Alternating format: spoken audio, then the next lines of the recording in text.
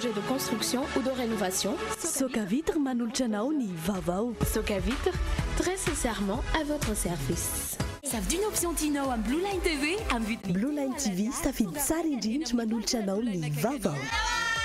Blue Line TV safidy tsara indrindra. La couche molle fixe est beaucoup plus absorbante que les autres couches connues. Les couche molle fixe manolotra anao ny fampalalam-baovao. La 4G Batelma vous présente ny vaovao.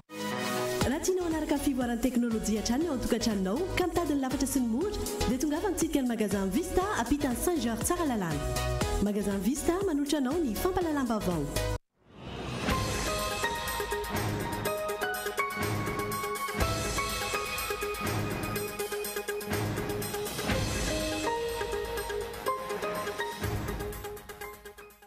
Tsy maintsy amin'ny taona 2024 natanterahana ny fifidianana filoham-pirenena raha nivoalaza ny Premier ministre lehibe ny gouvernement androany. Tsy mbola mazava ankilan'izay no vokatra amin'ny fifambidiniana mahakasika ny lalàna momba ny fifidianana miaraka amin'ireo vondrona politika sy fiarahamonim-pirenena. Tsy hisy fiantraikany eto Madagasikara mandritra ny fetiny rivotoza voalaza fa hiditra eto amintsika araka ny voalaza sy ny fanazavan'ny sampana mpamantatry ny toetry ny andro androany. Irotsaka kosa ny orana ny hariva sy ny aliny 1 Desambra. Efa hita taratra ny fiakaran'ny rano eny amin'ireo faritra iva eto Antananarivo renivohitra amin'izao fotoanan'ny fahavaratra izao. Ahina iamafy izany noho ny fahatsetseman'ireo tatatra sy lakan-drano. Nisokatra androany ny mangamania festival andehan'ny fahaenina izay karakarain'ny Cool TV FM. Tanora maro no tonga nanatrika izany teny amin'ny gymnase couvert Korondrano. Maresaka iraisam-pirenena ny taona 17 no nahitana fatin'olona betsaka indrindra tany Meksika tato anatin'ny 20 taona. Manodidina ny 2 hetsy no maty vokatry ny ady tany an-toerana. Nadidinireo arahanao afaka fotoana fohy.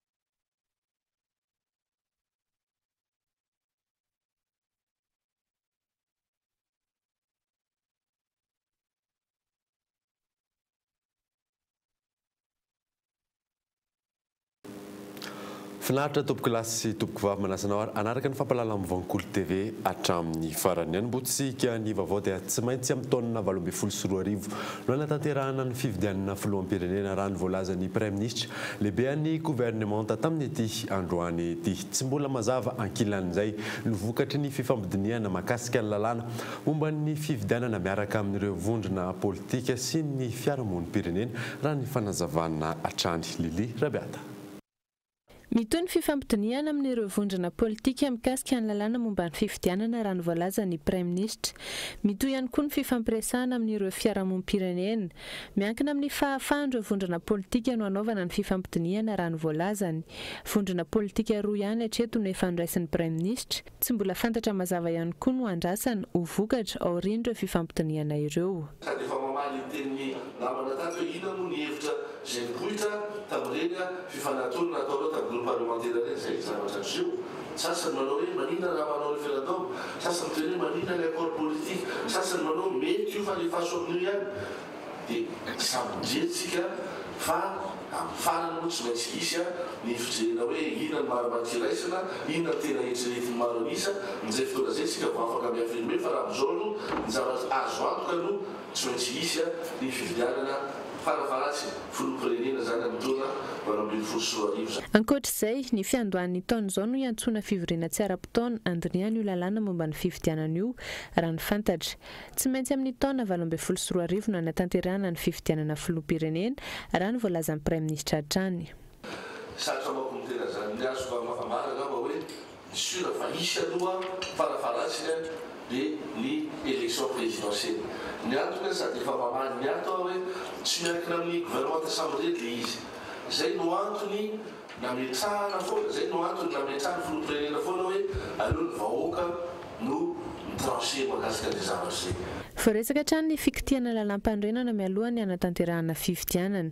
Miendrika fandraisan-dahatra amin'ny parlementera ihany no ataon'ny mpanatanteraka teo aloha teo izay mbola mitohy ankehitriny ny amin'ny fitakiana fikitiana lalam-pandrenana mialohan'ny hanatanterahana ny fifidianana filoham-pirenena. Tokony rosoan'ny filoham-pirenena ny fanendrena ilay mpikambana fasivy ao anatin'ny fitsarana avo momba ny lalam-pandrenana araka ny fanazavan'ny mpahay lalàna izay nanontaniana. Manatombo ny fitaom-piasan'ireo mpikambana anefa ny fanendrena io mpikambana farany io. Mioramandry. Taoriny nabanga ny isan'ny mpikambana mandrafitra ny fitsarana avo momba ny lalam-panorenana tsy mbola nisy ny fanendrena izay hanolo azy volana maromaro aty aoriana. Raha ny tokony ho izy mpikambana sivy ny mandrafitra ny fitsarana avo ka ny telo tendren'ny filoham-pirenena ary ny roa avy amin'ny antenimieram-pirenena, ny roa avy amin'ny antenimieran-dolona ary ny roa avy amin'ny CSM. Hatreto taoriny nahafatesan'ilay mpikambana iray no tendren'ny filoham-pirenena tsy mbola misy ny solony io mpikambana io. Izany hoe mpikambana valo no miasa sy manapa-kevitra ao anatin'ny rafim-pitsarana tato anatin'ny volana vitsy. Tsy tokony andrasany ela nefa ny fanendrena io mpikambana fahasivy io ho fanajana ny tany tandalana. Tsy tokony misy banga mihitsy izy io na dia hoe azo atao tsara ny miasa raha ohatra ka mbola misy ny tsy fahampiana fa tsisy tsara ny ohatrany hoe feno zany ny mpikambana eo anivony mba irosoana amin'ny metimety kokoa satria ny hevitry ny maro matakadavitra ary matona asinany hoe misy hotena avy atsy avy aroa dia misy antony izay zavatra izay. Ka ho anay zany dia tokony irosoana faran'izay ainy ara zany ny fametrahana izay hotena banga izay hoe ndosa fahafatesana moa ny anankiray amin'izy ireo satria dia ny fifidianana zany dia miainga amin'ny lalam-pandrenana ary ireo olo ireo no arofana tsika teo mahay kirakira ireo lalàna rehetra mahakasika ny fifidianana na momba n'ireo lalàna fototra rehetra izay miainga avy amin'ny lalam-pandrenana. Ankoatr'izay mbola mampametra-pantaniana ny voalazan'ny fitsipika anatin'ny feny androm-panjakana io, fitsipika izay mametra ny fotoam-piasan'ireo mpikambana ao anatin'ny fitsarana avo. Mety ho azo heverina fa ny mpikambana izay voatendry taloha zany dia mety lasa ho lavalava kokoa ny fehim-potoam-piasany raha mitaha amin'ny mpikambana farany aty aoriana. Fa na izany na tsy izany aza dia azo heverina ihany satria fantatra hoe olon-dehibe ny ao amin'ny fitsarana mbola lalam-pandrenana sy ny tompona ndraiky mpanjakana azo atao ohatra ny mametra amin'ny alalan'ny didim-panjakana ny fifaranan'ny fitaom-piasan'ny fitsarana mbola lalam-pandrenana. Ny filoham-pirenena afaka manao an'izay fanapahan-kevitra izay ohatra ny nataony tamin'ny taona 2014 ka raha ohatra zany hita hoe mitady ho lasa lava loatra ny fehim-potoam-piasan'ny fitsarana mbola lalam-pandrenana dia azo ny filoham-pirenena atao tsara mihitsy mandray izay fanapahan-kevitra izay hoe faritana amin'ny alalan'ny didim-panjakana ny fifaran'ny fitaom-piasan'ny fitsarana avy momba lalam-pandrenana. Tsara amin'ny ady madio sy mpitsara mikasika ny volam-panjakana no maro anisa amin'ireo mpikambana ao anatin'ny HCC ankoatra ny filoha. Izany hoe tsy hita ao anatin'ity androm-panjakana ity ny mpitsara misahana ny ady amin'ny fanjakana, mpitsara izay isany manam-pahaizana manokana amin'ny sehatry ny fifidianana. Ahina izy akony eo amin'ny fifidianana ny tsy fisian'ny mpitsara manam-pahaizana manokana momba ny lalam-pifidianana ao anatin'ity androm-panjakana ity, raha ny fanajavan'ireo mpahay lalàna hatrany. Nivoaka io marainy no didim-pitsarana mikasika ny fanenjehana ireo mpiasan'ny samva miisa 3 mitsahatra ny fanenjehana azy ireo araka ny didim-pitsarana fitarihana fitokonana mitaky ny zo no ny atombohan'ny fanenjehana ireo mpiasa ireo. Mioramandry. Io marainy io no nivoaka ny didim-pitsarana mikasika ny fitoriana ireo mpiasa samva miisa 3. Mpiasa 3 izay voatana vokatry ny fitakiana nataon'izy ireo. Efa nisy ihany koa ny fanelanelana nataon'ny sendika sy ny mpiasa samva ny amin'ny tokony hisintomana ny fitoriana ireo mpiasa 3 ireo saingy tsy nahitana vokan'izany. Ny faha 20 ny volana Desambra lasa teo no niakatra fitsarana io raharaha io. Araka ny didim-pitsarana nivoaka androany, atsahatra avy hatrany ny fanenjehana ireto mpiasa samva ireto. No afisin'izy ireo ihany koa fa tsy nisy ny fanampiana avy amin'ny tompona andraikitra taorian'ny fitakiana nataon'ny mpiasa. Orinina ny toy ny fangatahany mpiara-miasa aminay tompoka ny fanatsoahana fitoriana nataon'ny directeur ny tale général ny samva dia tsy nitsoahany le fitoriana fa vao maharan'izy any tady fomba andetiana anay nefa moa vokatry ny fahafantarany fitsarana ny marina dia nivoaka ny didim-pitsarana milaza fa atsahatra tsy isatakandro ny fanenjehany izay vokatra tsara lavitra mihoatrany hoe afaka madiodio satria nidikan'izay dia nanagadragadra olona fahatany tsy amin'ny antona ry zareo.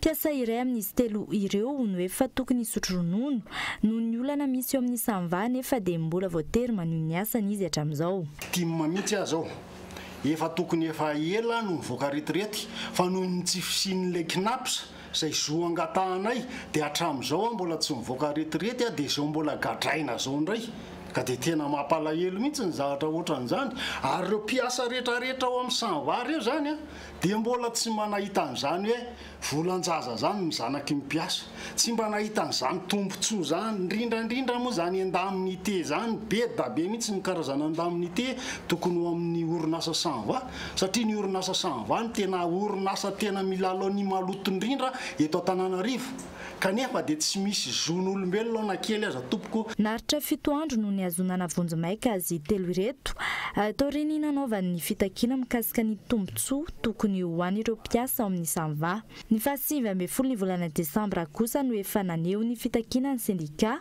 sy ny mpiasan'ny samva. Lafim-baovao hafa kosa indray dia tsisy fiantraikany eto Madagasikara mandritra ny fetin'ny rivo-doza voalaza fa hiditra eto amintsika araka ny fanazavan'ny sampana mpamantatry ny toetry ny andro tamin'ity androany ity. Rotsaka kosa ny orana eto avoatany ny hariva sy ny aliny 1 Desambra fanadiny miantarandrianay. 1 Desambra 17 sy voalohan'ny volana Janoary. Rotsak'orana no hitsenany eto Antananarivo renivohitra sy ny manodidina ny taom-baovao. Raha toka omaina ny eto avoatany any maraina, irotsaka kosa ny orana ny hariva sy ny alina raha ny fanazavan'ny sampana mamantatra ny toetry ny andro. Tiens aloha 31 aloha tsy dia antenaina loatra hoe ohatra izao tsony kosa ny toetrandro fa ny tolakandro sy ny alina zany ny probable koa hivian'ny rotsakorana ho any Antananarivo. Misy an'ilay zay zone de convergence intertropicale zany zay mitsivalana eto Madagasikara amin'izao fotoana izao dia miteraka n'ilay andro manjombona rahana orana vao maraina io eto amintsika sy ny manodidina antsika rehetrarehetra. Zany ny tapany avaratry ny nosy izay voakasika ilay zay tsy hita resako teo dia ho betsaka kokoa ihany ny rotsakorana zany sanandro ao anatin'ny 4 andro ho avy. Zany hoe mila mitandrina ihany zany ny faritra rehetra moratondraka ohatra hoe mampikony zany zao ohatra malaza moratondraka zany dia ny faritra be alalana ohatra malaza moratondraka dia mila mitandritandrina ihany zany ny olona miresaka fiotsany rehetrarehetra. Tsisy fiantraikany amin'ny toetry ny andro mandritry ny fetankilany ny fidiran'ny rivo-doza eto Madagasikara ny fiandohan'ny volana Janoary io. Fanampanazavana entiny tompona andraikitry ny sampana mpamantatra ny toetry ny andro. Rivo-doza tsy ho tonga eto amin'ny premier fa miforona izy any amin'ny atao hoe plus de 1500 km zany misy azy amin'izay amin'ny hoe premier zay no miforona dia ozy atao hoe tsy manelingelina ny fetintsika ilay izy satria mbola lavitra be fa any amin'ny aorianan'ny taom-baovao zany vao mety hisy zavatra misongadina be mety hoe mety hisy menace ho an'ny Madagasikara fa amin'ny fety farataona aloha mbola milamina ny resaka rivo-doza. Ny tapany atsimon'ny Madagasikara no maina mandritry ny farany herinandro sy amin'ny taom-baovao. Tafiditra amin'izany ohatra Iorombe, faritra atsimo andrefana Anosy sy Androy. 17 degré Celsius ny maripana ambany-drindra ary 17 degré Celsius ny maripana ambony-drindra ho any eto Antananarivo. Efa hita taratra ny fiakaran'ny rano eny amin'ireo faritra iva eto Antananarivo renivohitra amin'izao fotoana ny fahavaratra izao. Ahina iamafy izany noho ny fahatsetseman'ireo tatatra sy lakan-drano. Albertin Ramialarivo. Vao miandoha ny rotsakorana tafiditra an-trano ny rano eny amin'ireo faritra iva, indrindra ireo manamorona ny kanal Landriatany toy ny hita ao amin'ny boriboritany voalohany sy fahaenina. Ny tsy fisian'ny fanadiovana mialohan'ny fotoanan'ny orana no anisan'ny manafaingana ny fiakaran'ny rano. Ahina iamafy izany indrindra amin'ny fotoana iavian'ny rivo-doza raha toa ka tsy misy fandraisana fepetra. Mitaraina noho izany ireo mponina. Fahadiovana aloha izao dia ny amin'ny dalina iny tena tsetsina mihitsy raha vao avy ny orana dia tena tsisy andehanana fa tena mihoatra amin'ny mpiara be ty mihitsy rehefa tena tsetsiny ny dalina iny dia io ny tena olana eo amin'ilay fahasalamana. Tongotry ny olona matetika tsisy kapa zany le vahoaka majinika amin'ilay fakana rano masaka le izy dia lasa mitondra aretina ho an'ilay olona. fiany be zany io dia tsy mikorina mihitsy le rano e dia ohatrany hoe miakatra makaty amin'le tanàna tsisy voany le rano zany dia aty amin'ny miakatra miditra aty an-trano le izy. Raha ny zava-misy tsy ampy ny fandraisana andraikitra mialohan'ny fotoana isorohana ny zava-mitranga tahaka izao isan-taona. Ho an'ny boriboritany voalohany sy fahenina, ny fisokirana ny lakan-dranon'Andriatany sy ireo lakan-drano madinikana ny tanàna no ahafahana misoroka izany. Miezaka isika misoroka ny fitondra-drano dia misikotra ny kanala rehetrarehetra izay miteraka izay fahatondrahan-drano izay ka tonga eto amin'ity faritra tsaramaso ity zany zao dia araka izao tatsika izao dia tena fako tokoa no alaina ao anatin'io lakan-drano io. Araka ny ataontsika tokoa tiako no mampilaza zany amin'ny manodidina eto amin'reto construction illicite fa tsy maintsy voakasika daholo eo satria ao ambany eo daholo zany zao tena fako. Raha nadiotsika ka eto amin'ity mazava ity ihany dia tsy misy vokany zany fa tsy maintsy hitatra ny fanitagana fanadiovana. Raha tsy ahivina, ny APIPA no mandray an-tanana ny fanadiovana ny kanaly primaire toy ny kanaly Andriatany. Ny commune no tompona andraikitra amin'ny kanaly secondaire ary ny fokotany tsirairay avy no manadio ny kanaly tertiaire. Ny zava-misy raha ny faritra iva no jerena tsy esina avokoa ny kanaly tertiaire rehetra. Misy ny RF2 isaky ny fokotany saingy ny fako eny ambony araka izay vita isan'andro amin'ny ora natokana iasan'izy ireo ihany no vita. Mitombo manaraka io tranga io ny aretina mpahazo ny zaza toy ny areti-kibo sy ny areti-koditra. Mitaky ny analana ireo sinofo ao amin'ny commune Anketraka be Diego ao anatin'ny roa andro ny vahoaka any an-toerana. Antony milaza ho voafitaka izy ireo. Tsy mifanaraka amin'ny fifanarahana tany am-piandohana ny ataony ireo sinoa ireo raha ny fitaraina ny vahoaka. Io no nasaina.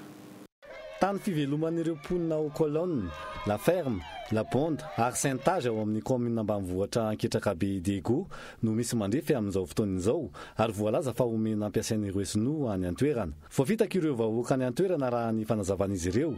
Antony hampianatra sy hampifana ireo ankizy tanora no voalaza tany am-piandohana fa antondian'ireto sinoa. Taty aoriana nefa tonga ny mpandrefy tany niaraka tamin'ny mpitandron'ny filaminana sy ireto sinoa namaritra ny tany. Momba tany fivelomanay zegny nalainy sinoa raha fivelomanay eto manana fotoboly aby zahay agnatin'ny toerana eto ke ny roasiny zay salakady nirifesindreo tany misy vokatranay ary karaha zay raha koragniko eto mazava koa zegny nitondra zandary nitondra photographe nandeha nandrefy tany ty tsy fampianarana nataondreo fa fandravana tany vahoaka zay misy velomanay eto fa mandritra taony maromaro zay tsy magneky fa andeha fepetra mikasiky momba tsabo eto ataonay eto amin'ny tany ty zay zegny tsy maintsy iroasinay satria zegny tsy fampianarana natao fandravana tany zay misy ny gasy tsy nanjaka fa ny vazaha ndraiky nanjaka. Aty Antananarivo no lehiben'ireo sinoa raha ny nambaran'ny solotenan'izy ireo ary teny midina no hanomezana tany azy ireo. Etsak'ilan'izay, roa andro no omen'ireo mponina analana ireto sinoa ireto eo amin'ny commune misy azy ireo. Za mandeha eto polisy tao Talalarivo, polisy tao mila za mandeha eto fampiala tsakiapy mila mambony ino mambony vany vany ambany mila manamboatra mitovy ampatangatanga mila diso za mampianatra tsy patron tsy tombony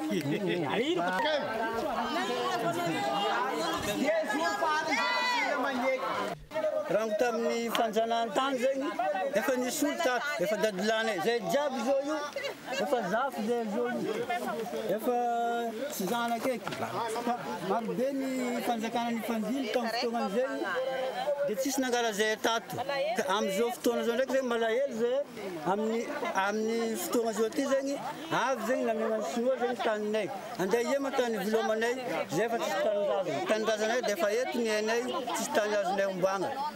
Malahelo zay raha mahazay ribiribegny taninay jiaby roasina amin'ny vokatra maro maventy atinarana amin'ny caméra ka hafa za zay mitaregny le efa pitragna le fidirany sinoa eto amin'ny toerana eto La Ferme eto sy Colonne Discazy La Bande. Andrasana araka izany ny fandraisana andraikitra ireo tompona andraikitra isan-tsokajiny voakasika ity raharaha ity isorohana ny fifandonana. Andaniny ireo sinoa tsy manazava ary tsy mifampidinika amin'ireo vahoaka, ankilany ireo mponina sary-piaro amin'ny taniny. tahaka ny mahazatra ireto indray misy doka vatra mialohan'ny anarahantsika ny andro voalohany amin'ny Monga Mania Festival andian'ny fahaenina. Eo ihany koa ireo fanomanana ny fety farantaona izay tsy afa-miala amin'ny resaka hira. Rehefa avy eo ary.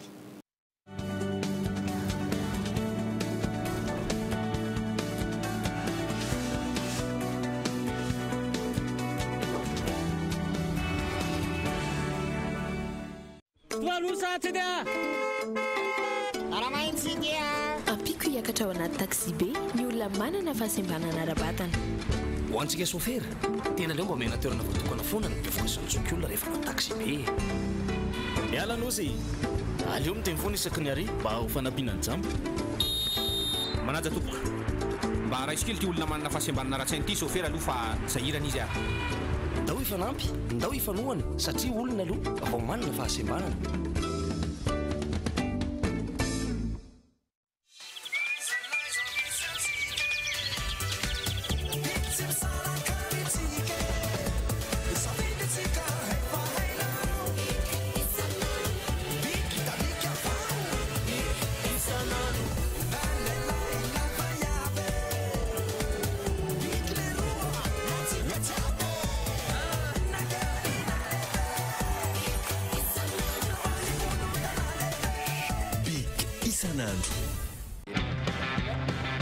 Oui, appel vers tous les opérateurs.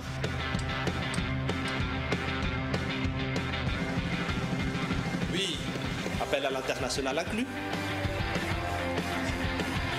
Oui, mes SMS, je ne les compte plus.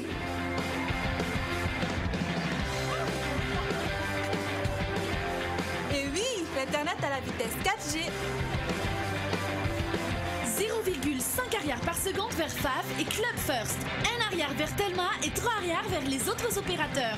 Vous aussi, soyez First. À partir de 10 000 arrières, First Premium. Et découvrez First Prestige et First Royal pour encore plus d'avantages. Rendez-vous en Telma Shop ou sur FB Telma Madagascar. Telma, safid que numéro 1 Malagasy. Ouais, cadeau, sach, papa, maman, ambigu. Wow.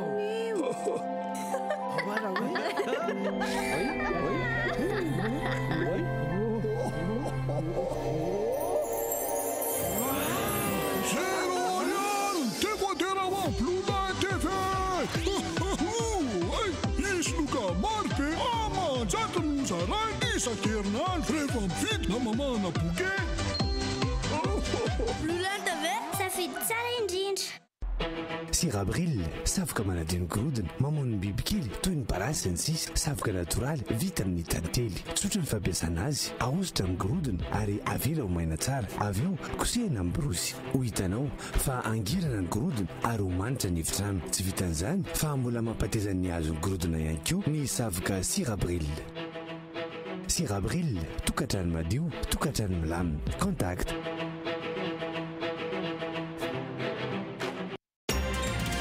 Messieurs, chers parents, voici Théo, le bébé qui consomme le plus de liquide au monde. Le monde entier parle de lui.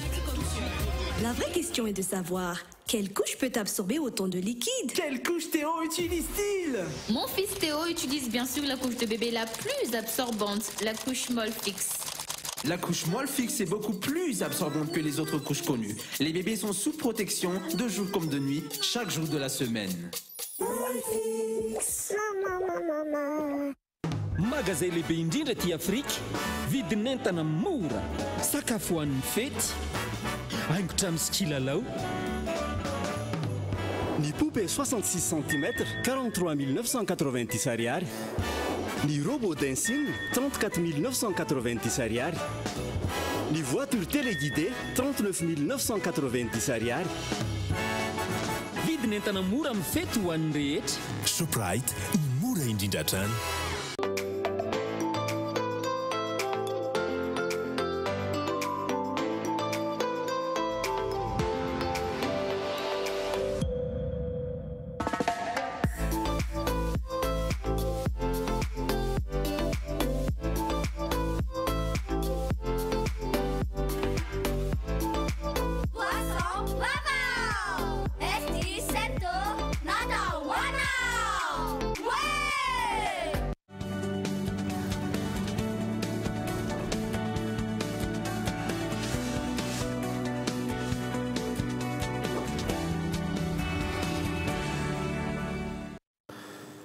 Mivery eto amin'ny fampalalam-baovao isika nisokatra androany mangamany festival andiany fahaenina izay karakarain'ny Cool TV FM tanora maro ny tonga nanatrika izany teny amin'ny gymnase couvert Ankorondrano. Fanadiny volana Ravelonjanahary. Filaharam-be sady no hita nandritra ny andro voalohan'ny festival Mangamania andiany fahaenina, fampirantiana toy ny akanjo, ny sakafo, lalao isan-karazany, famantarana fampiasan'ireo aziatika, teo ihany koa ny rindran-dia goavana izay nanamarika ity andiany fahaenina ity.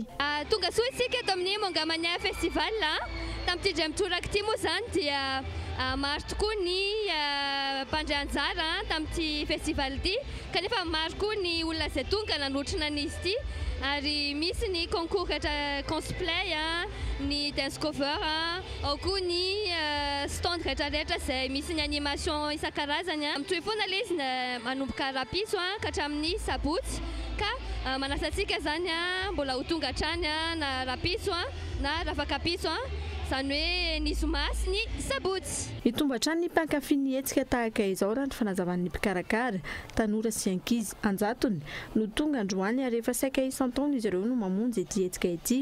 Mivoatra hatrany ihany koa ny tolotra omen'ny mpikarakara izay mahasarika ireo mpitsidika hatrany. Hita hoe mivoatra ilay izy, na ilay stand ary mibetsaka, lasa mahafinaritra. Ny tena marina anazy zao ilay resaka manga, ilay resaka jeu vidéo koa marina ihany, ny goodies, ny t-shirt tena tsara be portaka ilay zavatra rehetrarehetra. Lasa betsaka ny zavatra natao tamin'ity, lasa nisy an'ilay overboard, lasa nisy be da be, lasa misy zavatra betsaka ny famitsy. Afa-po, tena afa-po tanteraka.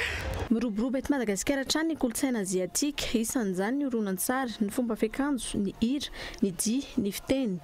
Ratsehivina mbola hitohy hatramin'ny asabotsy ho avy izao ny hetsika festival Mangamania andiany fahaenina. Amin'izao akatoko ny fetin'ny farantaona izao tsy misy tedi-bola mazava entina hiatrehana izany fianakaviana iray izay mivelona amin'ny fambolena sy fiompiana. Miaina amin'ny karama azo isan'andro izy ireo ary miankina amin'ny toetry ny andro ny fitadiavana na rindrana Andrianomanana. Efatrandro mialoha ny idirana amin'ny taona vaovao, eny Antsano no nahitana ny mbolatiana sy ny fianakaviany. Asa fambolena sy fiompiana no fiveloman'izy ireo. Miara-mifarimina amin'ny asa izay misy izy ireo raha ny voalaza nyity renim-pianakaviana iray ity. Tsy nisy ny tedi-bola nentina nampifaliana ny ankizy tamin'ny fetin'ny krismasy na amin'ny fiantsenana ny taona vaovao. Amin'ny fety izay zao mpanomanana fanazam-bary. Satria vary maniry zao ny vary dia tsy maintsy aha amin'ny andro fety satria ny andro cyclone. Dia voatery tsy maintsy manavary zay.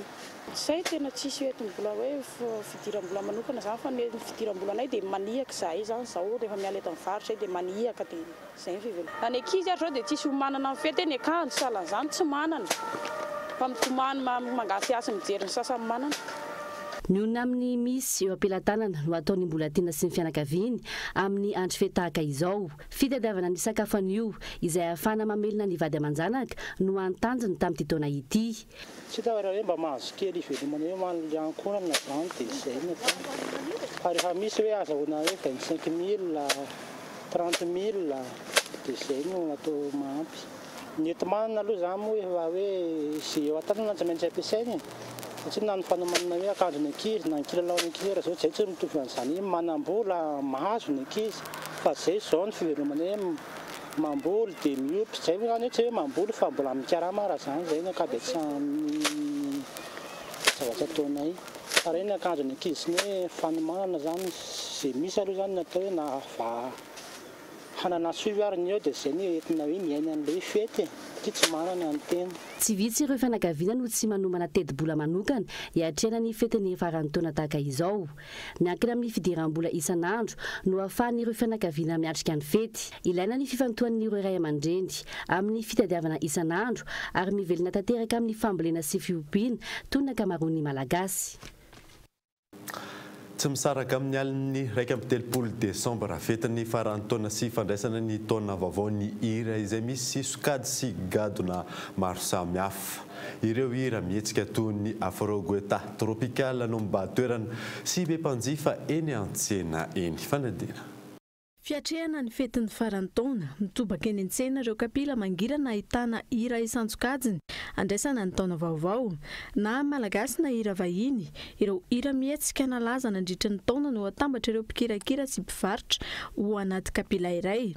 Tsy toy ny amin'ny andavanandro nampitomboana ny vola nampiasaina manarak'izay ihany koa ny vola miditra. Nampitomboana aloha satria hitanao zany mba hoe mibanaka kely le tsena dia mba nanararoatra kely satria amin'ity tsy dia azo ivarotana rehefa andavanandro. Raha mety eo amin'ny 100 raha ohatra hoe 100 zany dia ohatran'ny hoe nampitomboana 300 zany. Mety tena hoe 50 amin'ny 100 amin'izay mety hoe lafo. Isan'andro eo. Sokoso zao dia ny reggae dia ny ohatran'ny hoe goeta raga dansol ohatrohatr'izay zany no tena mandeha. Zany hoe le olona fa malala an'le CD dia miady varotra be. Tsy izy mitsitsy an'le volany am-posiny. Le MP3 zany satria ny olona zany hitanao tsy rehefa anaty fahamamona tsy mila sary fa tsy maintsy mandeha an'le tsisy sary ny olona zany. Samy manana ny safidiny ihany koa nefa ireo mpanjifa tsirairay amin'ny fividianana ny hira sy ny fandraisana ny taona vaovao. Jereko évangélique tsy tianao zany amin'ny mpiangonana manao réveillon vavaka fotsiny ijerena amin'ny aniny tonga amin'ny ao an-trano. Tahaka ny eny amin'ny mpivarotra kapila nahitana fitombony ihany koa ny eny amin'ireo mpampiditra hira mahazo vahana hatrany ny hira mihetsiketsika. Manomboka eo amin'ny 14 décembre eo manomboka ny tsena dia mikatona 31 minutes. Raha jerena statistika tsotra izy atao hoe quadruple ny andavanandro. Misy hoe ohatra hoe slow voafantana tamin'ity taona ity misy 70.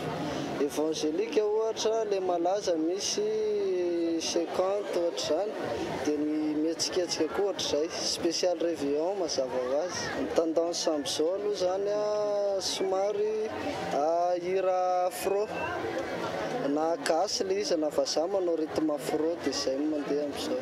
Hira anankiray mety alaza ohatra zao hiran'ny Daros Bemarena. Ankoatra ny hira mampandihy isan'ireo be mpanjifa ihany koa amin'izao fotoana izao ny kapila mangirana misy ireo feonkira sy tononkira arahana na ny karaoke. Mitobaka eny an-tsena ary nahitana fitomboana ihany koa ny fanjifana ny fandraisam-peo sy ny baffle ary ny subwoofer.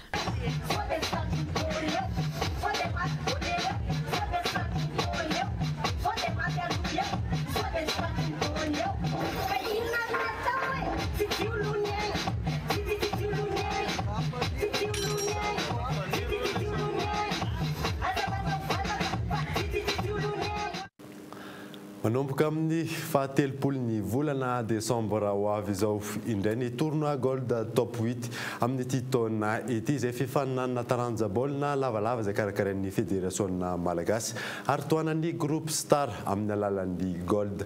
Hiavaka amin'ny isa taona ny fifaninanana amin'ity indray mitoraka ity. Miantarandriana evo. Tournoi Gold Top 8 andiany faefatra. Fifaninanana baolina lavalava na rugby andraisan'ireo club elite anjara eto Madagasikara ary toanany groupe star amin'ny alalan'ny gold. Manomboka ny fahatelopolo ny volana desambra izao no manomboka ny lalao ary farana ny 29 ny volana janoary.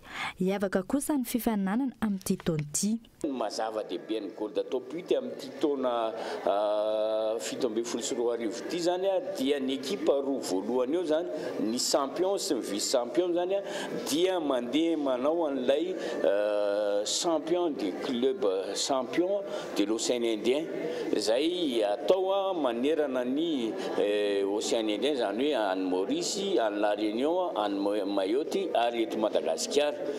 Dia lalao famaranana moa dia any La Réunion zay ahitana an'ireo club enina mandray anjara rehetrarehetra zany. Zay zany mazava dehibe ny gold top 8 amin'ity taona ity zany satria ny ekipa roa voalohany ireo no mandeha manao an'izay champion de club champion de l'Océan Indien zay. Dia izy io dia fiarah-miasa eo amin'ny gold sy ny fédération malagasy ny rugby. Dia amin'ny gold top 8 azy dia ireo ekipa valo tafiakatra tamin'ny tournoi elite le izy no andeha hifaninana amin'ny gold top 8 io ary zay roa mahery indrindra amin'ireo roa qualifié zany no anatrika ny fedina ny amboarany amin'ny champion de l'Océan Indien. ekipa valo no ifaninana anatin'izany toy izao kosa ny fizarana ny 17 volana desambra no ifanandrana voalohany ekipa tsirairay eny amin'ny stade Maki Andotapenaka mitoy ny lalao ny 17 volana janoary eny amin'ny stade Maki Andotapenaka trany tanteraina ny 14 volana janoary ny andro fahatelo ny 1 volana janoary ny lalao manasadalana ary 20 volana janoary ny lalao famarana ny izay tanteraina ao amin'ny stade Mamasina. Arakaraka ny filarana tamin'ny fifanitsanana tao amin'ny karakarain'ny CTF zany nanovana anazy dia ny volohany ny fitema Montenegro voalohany dia faharoa ny Bosfa fahatelo ny STM fahaefatra ny Sekopa fahatelo ny sakady fotsy mamarana azy ny Sekopa eo amin'ny sakady fotsy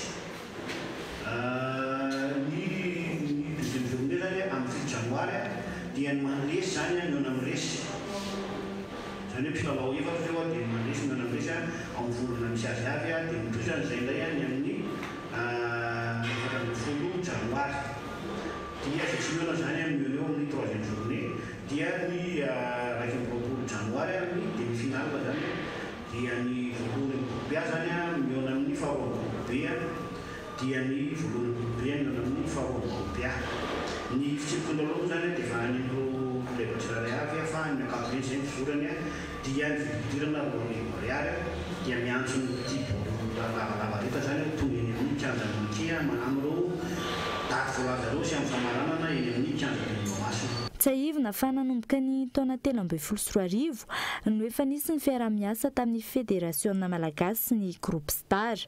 Taty amin'ny taona 14 kosa no nanomboka ity lalao ity. Tontolon'ny fanatanjahantena fa any Frantsa kosa indray dia ilay judoka Teddy Riner no nandrombaka ny laharana voalohany tao anatin'ilay top 10 champion des champions raha tokany équipage Sébastien Ogier sokajy WRC no tafapetraka teo amin'ny laharana fahafolo. Valadiny Setra Randrianazy. Norombainy Teddy Riner mpikatroka amin'ny taranja judo ny voalohany tamin'ny top 10 champion des champions tany Frantsa. Raha tsy aivina efa intelo izy no nandrombaka izao fandresena izao. Manaraka azy ao i Pierre Ambroise izay misehatra amin'ny taranja atletisme tompon-daka tamin'ny azakazaka 700 metatra. Eo amin'ny laharana fahatelo no misy an'ny Kevin Mayer tompon-daka eran-tany amin'ny sokajy décathlon. Martin Foursady indray no mitana ny laharana fahaefatra izay voaositra ho tompon-daka eran-tany ny taranja poursuite. Ny club Monaco no tafapetraka eo amin'ny laharana fahadimy izay eo amin'ny sokajy baolina kitra. Ioan Diniz no manaraka azy eo amin'ny laharana fahaenina izay atleta fototra mpanao dia tongotra 15 kilometatra. Eo amin'ny laharana fahafito no misy an'ny Kylian Mbappé nahazo ny laharana fahafito tamin'ny Ballon d'Or farany teo. Thomas Kovi no eo amin'ny laharana fahavalo izay record du monde de la traverse de l'Atlantique à la voile. Armel Lecléache mbola eo amin'ny taranja voile ihany no eo amin'ny laharana fahasivy ary manakatona ny top 10 champion des champions i Sébastien Ogier sy Julien Ingracia tompon-daka eran-tany ny WRC. Maresaka iraisam-pirenena kosa indray dia ny taona 17 no nahitana fatin'olona betsaka indrindra tany Meksika tato anatin'ny 20 taona. Manodidina ny 2 hetsy no maty vokatry ny ady tany antoerana fanadina amin'ny sany France 24. Hatramin'ny nanomboan'ny taona 2014 nandraisan'ny filoha Meksikanina ny toerany manodidina ny 2 hetsy ireo olona namony ainy tao Meksika vokatry ny ady. Ny taona 17 no nahitana faty olona betsaka indrindra tao anatin'ny 20 taona tany an-toerany. Ity taona ity ihany koa no nampirongatra ny herisetra be indrindra na efa mpitranga matetika any an-toerana azy zany. Raha nambarany mpamakafaka politika sady mpanoratra fahalemena sy herisetra no mandrafitra ny fomba fiasan'ny fanjakana Meksikanina. Ny fampiasa-kery no entin'izy ireo mitantana sy mandrindra noho izay fahalemena izay. Malaza ny kolikoly ihany koa ny ao Meksika amin'ny fitantanan-draram-panjakana ankapobeny, na izany ny commune na ny fanjakana foibe. Ankoatr'izay, nambarany ny mpanoratra ho nahitana trangana asa fampiroroana maro ihany koa tany an-toerana tamin'ity taona ity, isan'izany ny fifamonoana, trafika maro isan-karazany miampy herisetra sy ny ady anatiny. Alohan'ny sarana dia averina aminao ireo vaovao songadina tamin'ity alina ity.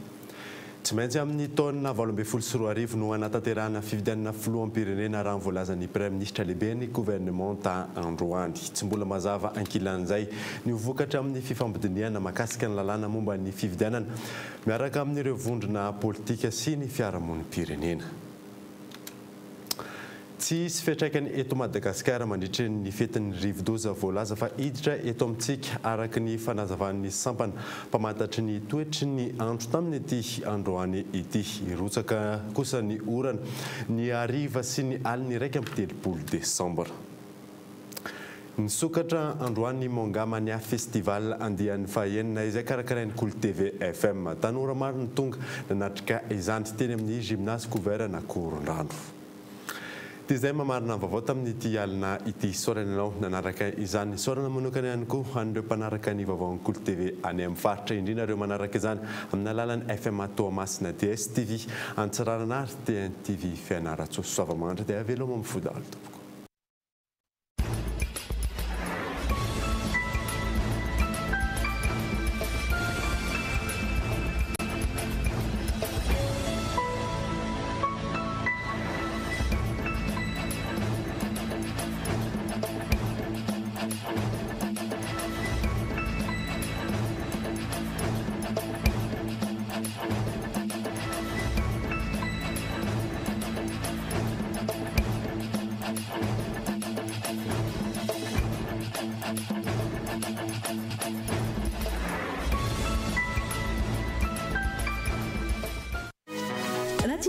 Fivoaran'ny teknolojia hatrany ao an-tokantranonao ka mitady ny lafatra sy ny mora dia tongava mitsidika ny magasin Vista ampitany Saint-Georges tsara lalàna.